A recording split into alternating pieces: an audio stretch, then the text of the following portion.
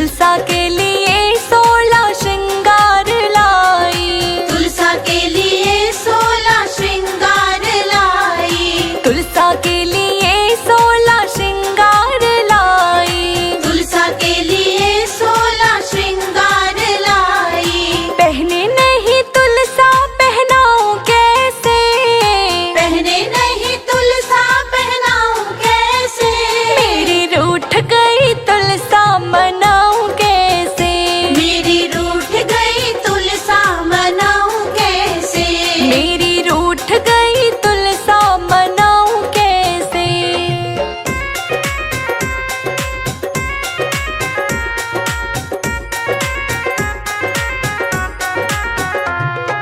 हलवा और पूड़ी का भोग बनाया, हलवा और पूड़ी का भोग बनाया, हलवा और पूड़ी का भोग बनाया, हलवा और पूड़ी का भोग बनाया।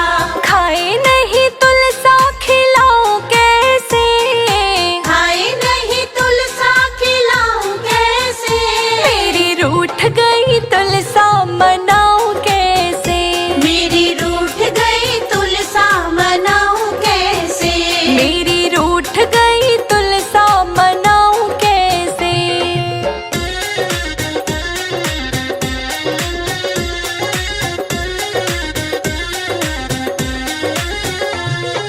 तुलसा के लिए लाल चुनरी मैं लाई, तुलसा के लिए लाल चुनरी मैं लाई, हाँ तुलसा के लिए लाल चुनरी मैं लाई, तुलसा के लिए लाल चुनरी मैं लाई।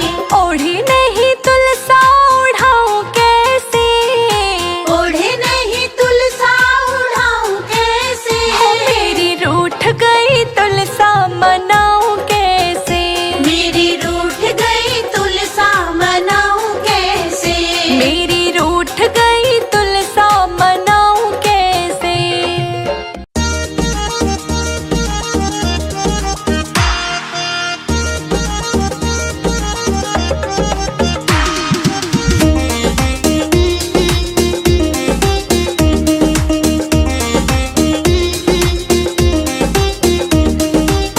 आंगन में तुलसी लगाना हमारी सखी, आंगन में तुलसी लगाना हमारी सखी, आंगन में तुलसी लगाना हमारी सखी, आंगन में तुलसी लगाना हमारी सखी।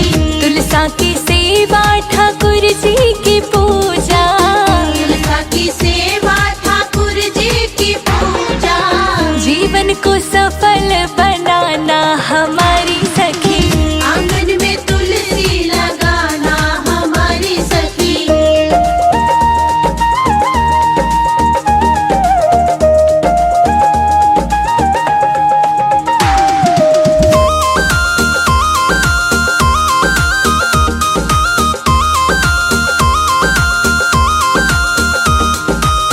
सुबह सवेरे तुलसा को नहलाना, सुबह सवेरे तुलसा को नहलाना, सुबह सवेरे तुलसा को नहलाना, सुबह सवेरे तुलसा को नहलाना, हाँ केसर का तिलक लगाना हमारी सखी, केसर का तिलक लगाना हमारी सखी, आंगन में तुलसी लगाना हमारी सखी, आंगन में तुलसी लगाना हमारी सखी।